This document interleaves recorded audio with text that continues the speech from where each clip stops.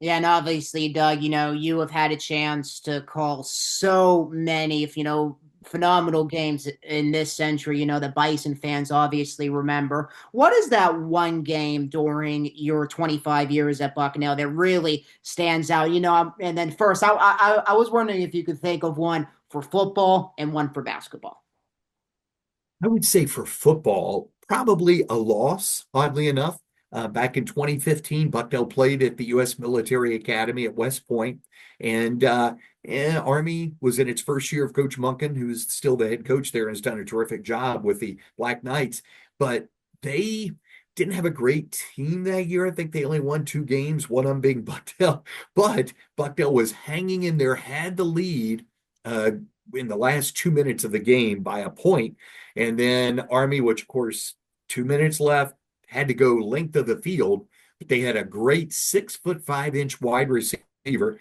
Obviously, Army's known for the wishbone or the spread option offense. So you were thinking they probably would be forced to pass, but they weren't necessarily great at passing the ball, particularly when they were forced into it. But they just heaved it down the field from their own 20-yard line down the near sideline. I can see it even today to that 6'5" receiver, Edgar Allan Poe. What a name. And he was able to catch it. Our defensive cornerback was on an island. The safety wasn't over there. And he was only about 5'8". So Poe was easily able to get it. And he took it 80 yards. And unfortunately, Bucknell was not able to get a touchdown. The Bison would have had to score a touchdown to win the game. But that was one of the more unique settings. And even though it was a loss, it was a great setting because Bucknell, up to that point, had never played an FBS team. Well, I take that back. Did play back in 2002, played at Kent State University, but the atmosphere at West Point was so much better than at Kent State. And so that was probably the biggest game football wise.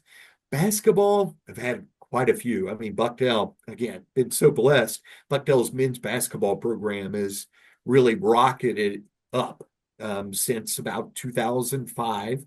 In 2003-04, Bucknell had its first scholarship group. So it had four players, three of which were on scholarship. Up to that point, Bucknell had never had scholarship basketball players. Well, that group in 04-05 wins the Patriot League tournament on the road at Holy Cross. Crusaders had a great team that year and then went to the NCAA tournament after having beaten Pitt, which was ranked 10th in the country at the Peterson Event Center. It was the first non-league loss, that time ACC, for Pitt, obviously still in the ACC, but non-league loss for Pitt at the Peterson Event Center in its history. That Peterson Event Center had been probably 10 years old at that time. So Pitt just did not lose home games to non-league opponents. And Bucknell beat them. They were ranked 10th in the country. That was in the regular season. Bucknell won at St. Joseph's. St. Joe's the year before had made it to the Elite Eight, had a great team, was undefeated till that game where they lost in the Elite Eight to, I think, Oklahoma State. So Bucknell had some great regular season wins that year. They ended up playing Kansas, team that was ranked number one in the country earlier in like December of that year. And Bucknell beat Kansas in the NCAA tournament. And that was Bucknell's first ever Patriot or first ever NCAA win. It was the Patriot League's first ever NCAA tournament win. I mean, that has to go down as the greatest. But Bucknell has won at Purdue. Bucknell has won at Vanderbilt. Bucknell has played Villanova very tight games. Barely lost at Missouri. Bucknell has beaten Syracuse at the Dome. I mean, the list goes on and on. There have been some great games that Bucknell has participated in. I've been had the blessing again to be able to call. Do you have a favorite basketball arena, Doug, that you had the chance to broadcast out on the road? Just saying all of those names, and all those arenas that you have been able to broadcast at.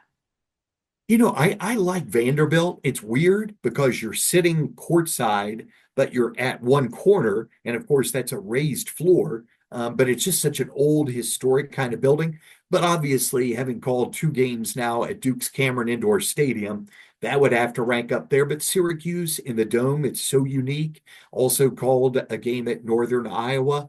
And at that time, Northern Iowa was playing in its football stadium, which is a dome.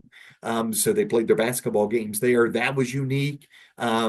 Kentucky Rupp Arena, been able to call an NCAA tournament game there. And then this past season, Bucknell played there. I had a regular season game, and I had been at Rupp Arena a number of times prior because I would drive. It was only like 2 hours from Lexington to Huntington, West Virginia, across Interstate 64. So went to a number of Kentucky games just growing up.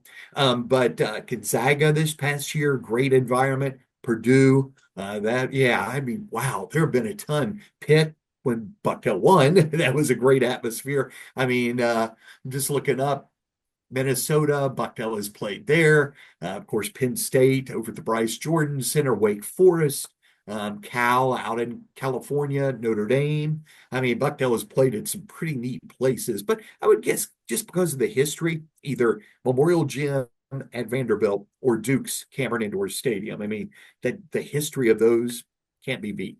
And of course, the Palestra. Bucknell has played a couple of games at the Palestra down in Philly, and talk about history. That's historical too. Just a different team you're playing. Bucknell has played LaSalle there, Penn there, but not played a big school like a Vanderbilt or Duke or whatever.